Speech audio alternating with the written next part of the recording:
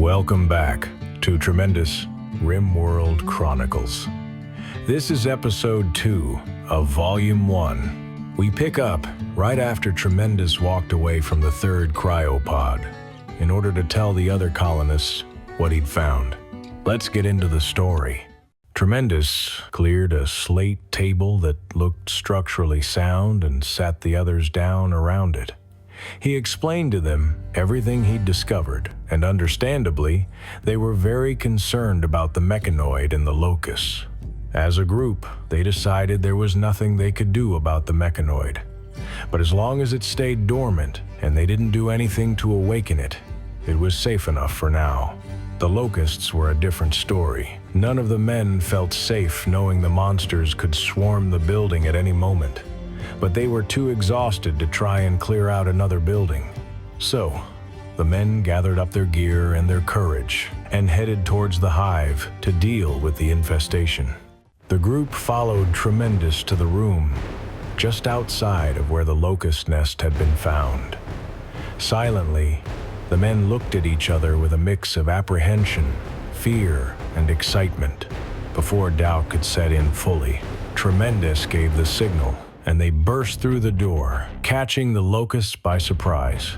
The group focused their attacks on one locust at a time, cutting and firing into the chitinous creature until his green blood flowed from the wounds they inflicted. Tremendous used his supernatural speed and strength to keep the monsters away from the others, allowing them to fire their weapons freely without risk of reprisal. This forced all the attention from the monsters onto Tremendous, who, despite the protection of his armor, took some pretty serious injuries. The battle only took 12 seconds, but by the time it was over and the locusts lay dead at their feet, each of the men felt like they'd been fighting for hours. They were exhausted, and Tremendous, despite being a vampire, needed medical attention fast. The battle was over, but the aftermath was just beginning. Tremendous was hurt. A normal man would be bleeding out and on the brink of death, but fortunately, Tremendous has been born a sanguiphage, which gave him all the durability of a vampire and a powerful need to consume human blood. Due to his heightened durability, all he needed was a few bandages and a good night's rest to recover. Tremendous informed the rest of the group he was heading towards the barracks he'd found earlier in order to recover. Vortex, his trained eye seeing the extent of Tremendous's wounds, offered to treat them for him, an offer Tremendous eagerly accepted. The wounds weren't lethal to him, but they still hurt like hell. With the locusts cleared out and the room with the mechanoid declared off limits, Smith, Vortex, and Blackshade began the task of fixing up the place. All the men had some skill in construction, which they put to use clearing out the debris in the barracks, and the garbage in the room would soon be their kitchen and pantry. Smith found a large room inside their building where the roof had collapsed, making it the perfect spot to haul large chunks of concrete and scrap metal.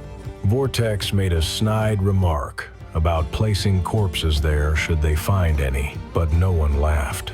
Once the men had cleared out the barracks, Vortex and Blackshade took a well-earned rest. Smith wasn't feeling sleepy yet and guessed that there was still a bit of sunlight left in the day. He walked out of the building and took a look at the wilderness around him. To his surprise and relief, the ground didn't look contaminated or barren. In fact, in some places, the ground looked quite fertile. Smith rushed over to the emergency supply hatch of his escape pod. Tearing off the door, he almost cried out in relief. Inside were multiple types of seeds and advanced fertilizers that would allow him to grow an endless supply of food and resources. He knew that if he started now, by the end of the week he would have his first harvest. This was important, since their emergency supply meals would only last so long. Not wanting to wait any longer, Smith plotted out an area for rice, cotton, potatoes, and hops. The guys had earned a drink as far as he was concerned, and got to work sowing his fields. He chuckled as he worked, wondering what his co-workers back in the forestry department would think if they saw him now playing farmer on some alien planet. Over the next few days, the colonists continued cleaning out the rooms and removing the walls that were too far gone to be repaired. As more of the rooms were cleared out, the issue of privacy was addressed. Each of the men were accustomed to having their own space. So, in an effort to bring some normalcy to their predicament, Tremendous and Blackshade began building king-sized beds and framing new walls so that each member would have their own master bedroom. The comfort this afforded them once the task was complete was a welcome luxury for each of them. With their privacy issues addressed and the new bedrooms built, the colonists turned their attention to their next problem. Andersmith's crops were growing well and would produce soon. Not only that, but the supplies that they'd come with had been sitting in the dirt for around 4 days now. If they didn't create a storage area, their supplies would deteriorate in the elements. Creation of a kitchen was already on their list of priorities, but a cold storage location wasn't something any of them had considered. Luckily, Tremendous had taken stock of the older machinery they had moved out of the areas where their bedrooms were now built. He'd noted that some of the machines could be repurposed into air conditioning units that he could install into the wall of a room in order to refrigerate it. After a short discussion with the rest of the team, Tremendous began work on the repurposing, while Blackshade and Vortex cleared out a larger space to set up kitchen stations to both prepare ingredients and cook their food. Andersmith, who'd really taken to his farmer role, continued to tend his fields. Thanks to the marvels of modern science and a little ingenuity from the team, they were able to get their kitchen and refrigeration storage up and running in just a couple days. The day the group had their kitchen functioning, a lone raider was spotted in their territory. The raider's name was Rios, and he is a scout from a local faction that called themselves the Pill Band. The Pill Band was a hostile faction made up of a subgroup of humans known as Wasters. They were junkies and drug addicts that had genetically evolved to need drugs in order to survive. Instead of the drug deteriorating a waster, they empowered them, made them faster, stronger, and far more aggressive than a normal human. Their need for drugs made them desperate, and that made them dangerous. The colonists were glad it was only one person, but the threat was still very real, as a tweaked-out waster could easily take down a dozen unprepared people. They knew better than to downplay this threat and were determined to defend what they'd built. The colonists threw on their gear, checked their weapons, and then took cover behind a slab of broken concrete just outside their building. They waited for the waster to approach. Even though the waster only had a club and they were mainly armed with rifles, drug-fueled wasters were known to fight through lethal wounds and cause devastating destruction in combat. The men watched as Rios began to advance, screaming obscenities and making declarations of violence that made their stomachs collectively lurch. Horror-struck, they saw Rios run into a building they had yet to explore, which was clever. Using the cover of the building to get closer to them wasn't a tactic they had considered, which made Rios an even bigger threat. They could hear Rios as he made his way through the building, cursing them for cowards and tripe. Then the colonists heard another sound. A sound almost more worrying than the threats coming from the frothing waster. The sound was of a swarm of wasps starting up. Wasps were small, spherical mechanoids about the size of a baseball. They swarmed around in groups of 3 and were used as lethal defense by government contractors and gang leaders. The sound was known across the universe, as was the sound of battle that took place shortly after. The colonists listened intently as Rios screamed his unintelligible war cry at the beeping wasps. They heard what sounded like metal on metal, then a scream of agony, and then silence. The team waited in place for almost 10 minutes before Vortex Barker laughter. He couldn't believe it, but the wasps had killed Rios and saved them. The irony was as welcome as it was surreal. The colonists, relieved by this stroke of luck, returned to their makeshift home to recommence its construction. Over the next few days, they continued to clear garbage and debris, clean the cleared areas, and added a dry storage area for supplies that didn't require refrigeration. Andersmith continued tending his garden and even added a few more crops. Smoke leaf, corn, and medicinal herb plots were added to his garden, which he tended with great care. The environment seemed to be perfect for this type of gardening, and he knew his first harvest was just days away. Everything was going very well, and the colonists were beginning to fall into a routine when something large fell from the sky. A massive grav engine crash landed just a few yards from where they'd originally crashed here. Mechanoid husks and metal scraps flew everywhere.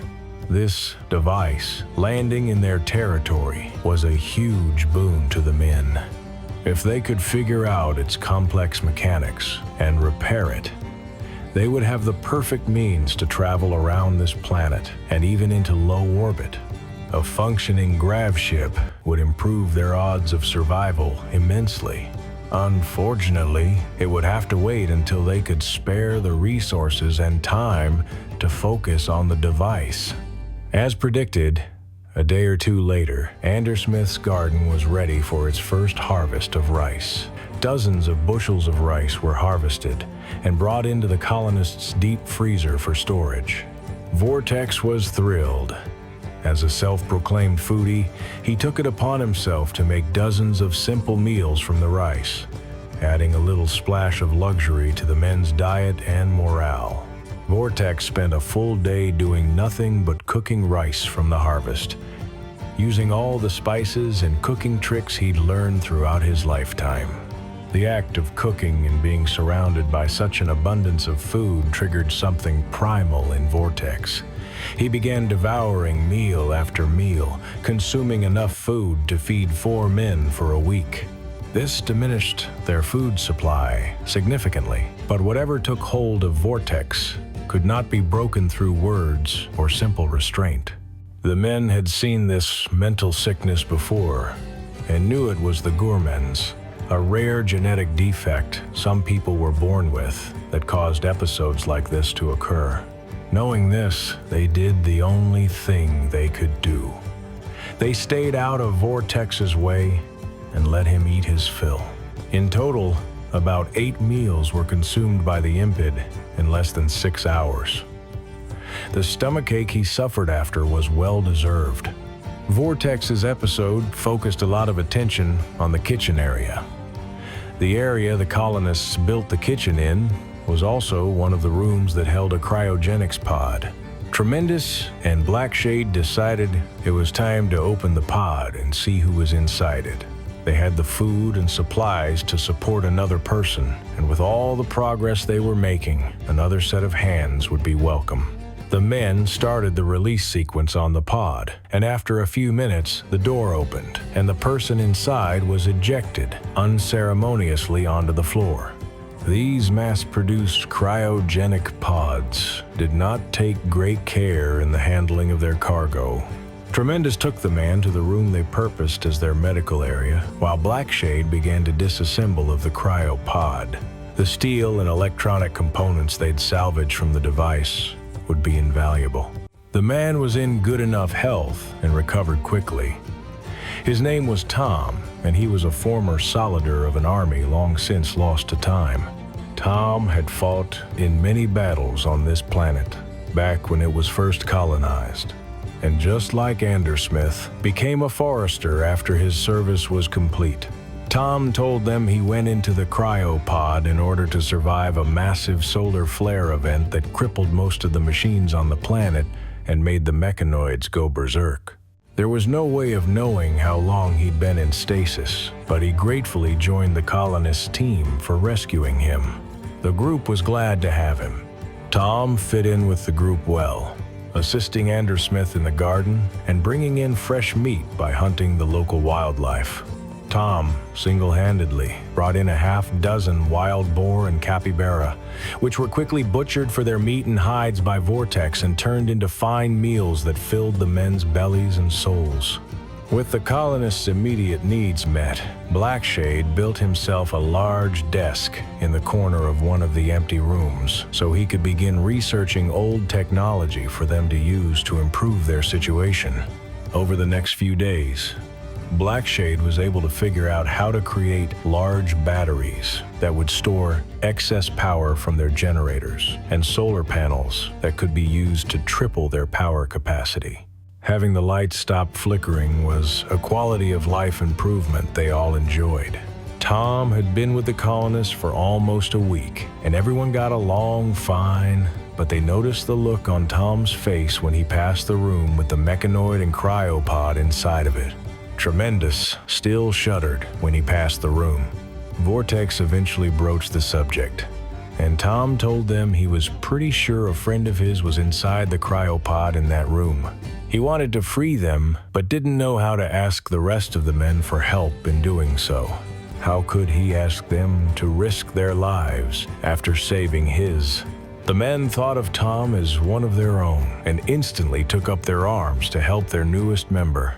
Unfortunately, their coordination wasn't great. Blackshade, overcome with eagerness, kicked down the door and fired a shot from his rifle before the team was ready.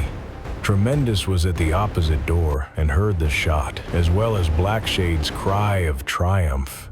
Tremendous knew Blackshade had gone early, but rather than listen to his friend die, he knocked down his own door and charged inside, combat knife raised high to strike. Tremendous stabbed the machine in its body, sending sparks flying as the ancient metal gave way to his blade. Blackshade ducked under the mechanoid's glitchy attacks and fired multiple shots into it, barely missing, Tremendous in the process.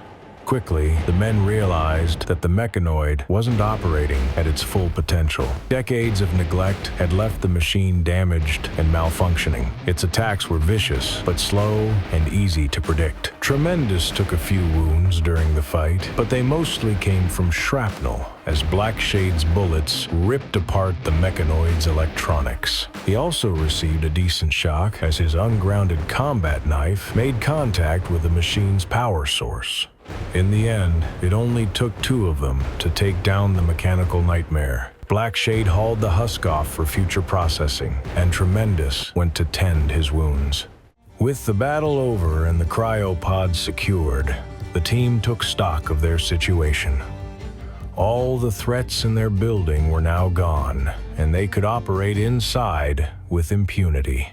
Tom was grateful to the team for taking down the mechanoid and securing his friend's pod, but opted to wait before opening it. Their food stores were a little low, and they had completely run out of steel and a few other essential materials. There was no point in bringing a new member to the team when they barely had enough to sustain the colonists they already had. So, with that decided, Tom continued to hunt wild game, Andrew Smith redoubled his farming efforts, Blackshade continued to research more efficient means through technology, and Vortex cooked and cleaned to the best of his ability. Through their efforts, they were able to add a few crafting areas to make new clothes out of the cotton Andrew Smith grew and from the leather Vortex made from Tom's hunts. They also added a table to create stone block from the chunks of debris they'd been collecting, and a table that their artists could use to bring a little culture into their home. The men were beginning to accept they were going to be here for a long time. It would be nice to make the building a home.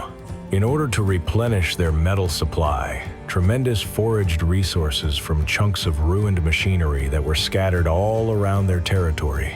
One day, while he was taking a quick break after tearing down a large piece of a crashed ship's hull, he heard something coming from one of the buildings they hadn't explored yet. Curiosity, or maybe boredom, got the better of him, and he went to investigate. As he opened the door, he was immediately accosted by a swarm of monster locusts. This is where we will put down the story for now. I hope you've enjoyed the second installment of Tremendous's RimWorld Chronicles. If you have any questions, comments, concerns, or complaints, feel free to put them in the comment section below, and I'll get back to you as soon as I can. Thanks.